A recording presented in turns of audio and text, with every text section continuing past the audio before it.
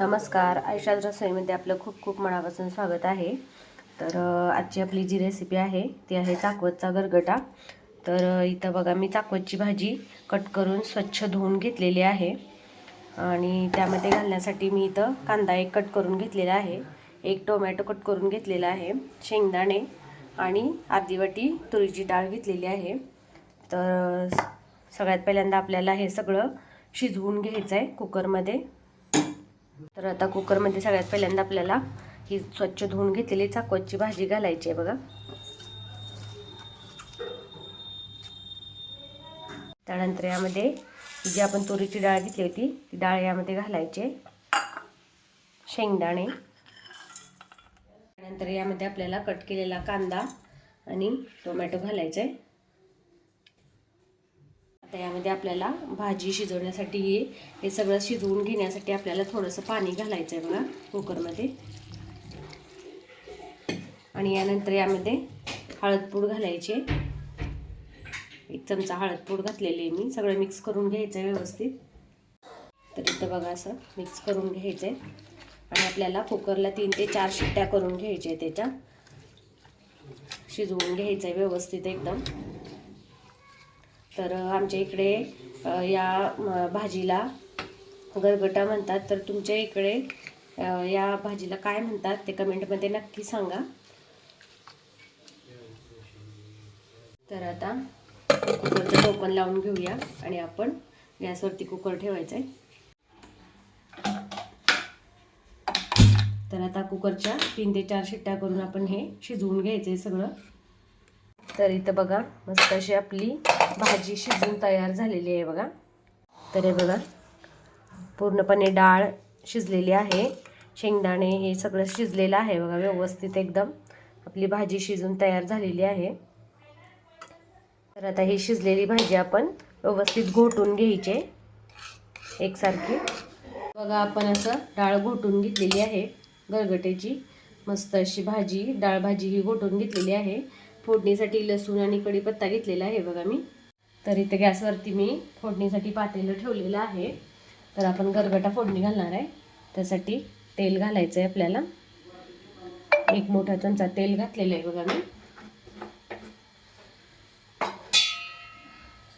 तर आता तेल गरम झालं की यामध्ये मी थोडीशी मोहरी घालणार आहे। मोहरी चांगली तडतडली की आपल्याला लसूण घालायचं सगळ्यात पहिल्यांदा। लसूण चांगला भाजून घ्यायचा आहे तेलामध्ये। लसूण भाजला की कढीपत्ता घालायचा, कढीपत्ता घातल्यानंतर लाल तिखट घालायचं आहे आपल्याला जेवढं पाहिजे तेवढं आपल्या आवडीनुसार। आणि यामध्येच आपल्याला ही डाळ फोडणी घालायची।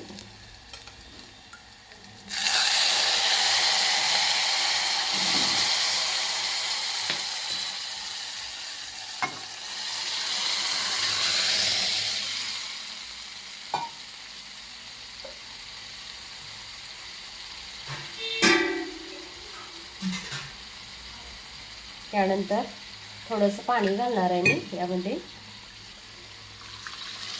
माझ्या या रेसिपीच्या व्हिडिओमध्ये तुम्हाला मी मागच्या रेसिपीमध्ये पालकची डाळ भाजी दाखवली होती। तर विदर्भ स्पेशल पालकची डाळ भाजी दाखवली होती, ती पण अशीच आहे पण जरा करण्याची पद्धत वेगळी आहे बघा।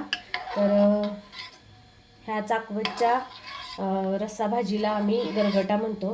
तर तुम्ही काय म्हणता ते कमेंटमध्ये सांगा मला नक्की। तर आपल्याला किती घट्ट किती पातळ पाहिजे त्या प्रमाणात आपण पाणी घालायचं आहे। तर मस्त अशी स्मेल येते बघा। तर या पद्धतीने आहे बघा, हे असं या प्रमाणात मी असं या घट्ट प्रमाणात आहे बघा असं हे ठेवलेलं आहे मी।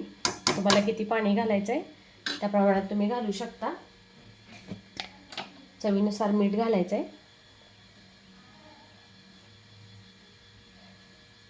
यामध्ये तुम्ही चिंच सुद्धा घालू शकता किंवा आमसूल सुद्धा घालू शकता, ऑप्शनल आहे। तुम्हाला आवडत असेल तर तुम्ही घालू शकता।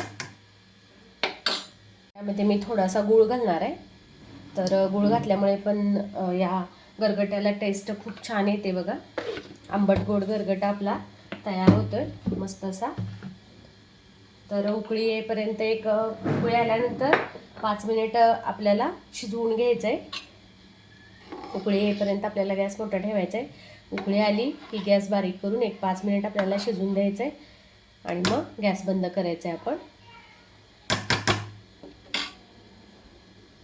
तर आता आपल्या गरगट्याला उकळी आलेली आहे. गॅस मिडियम करायचा आहे. बारीक केला तरी चालतोय. वरून थोडीशी कोथिंबीर घालायची कट केलेली आणि 5 मिनिट शिजवून आपण गॅस बंद करायचा आहे. मस्त असा आपला गरगट्टा तयार होतोय बघा. चाकवतच्या भाजीचा गरगटा खूप छान लागतो. नक्की करून बघा.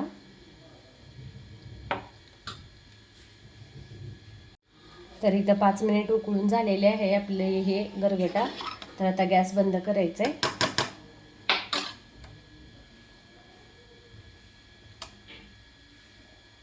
तर इथं बघू शकताय तुम्ही मस्त असा आपला गरगटा तयार झालेला आहे बघा. चाकवतचा गरगटा आणि सोबतच गरम गरम भात आणि गरम गरम चपाती.